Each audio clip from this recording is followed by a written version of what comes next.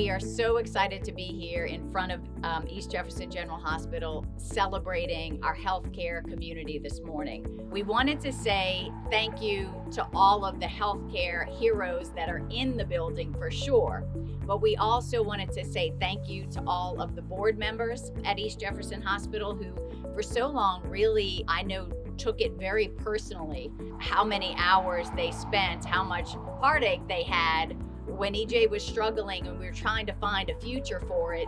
The work of that dedicated board, we wanted to say thank you for finding a path forward for East Jefferson, for keeping these doors of this community hospital here to serve East Jefferson.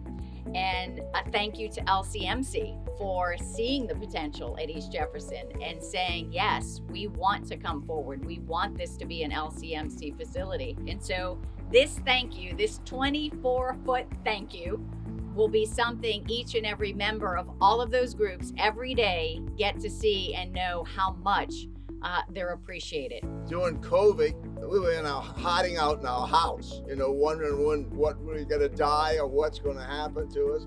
And employees were over here working in the hospital with the same kinds of pressure. So it was a tremendous,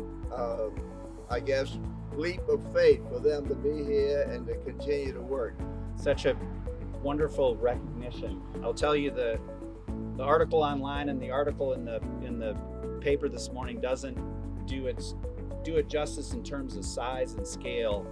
Just a wonderful gift and recognition of what everybody does here each and every day at East Jeff and in healthcare, frankly. What a phenomenal effort and heroic effort it took all of our staff, doctors, nurses, everybody to get through the pandemic. We're going to cut the ribbon officially. Come on and get in. We want to document that we're all here and just saying thank you for all the hope and wondrous things that happen inside these walls of EJ.